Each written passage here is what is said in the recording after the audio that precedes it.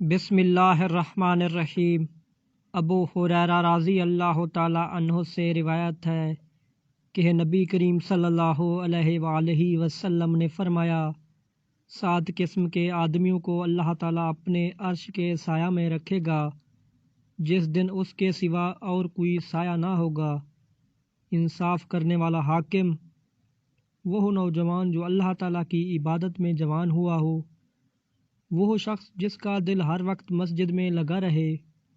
2 ایسے شخص جو اللہ کے لیے محبت رکھتے ہیں، اسی پر وہ جمع ہوئے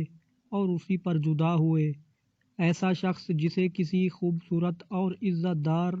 عورت نے بلایا لیکن اس نے یہ جواب دیا کہ میں اللہ سے ڈرتا ہوں،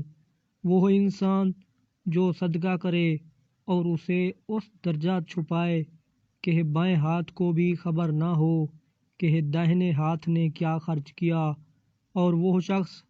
جو اللہ کو تنہائی میں یاد کرے اور اس کی آنکھیں آنسوں سے بہنے لگ جائیں۔ صحیح بخاری حدیث نمبر 1423۔ اللہ تعالی ہمیں اس پیاری حدیث پر عمل کرنے کی توفیق عطا فرمائے، آمین۔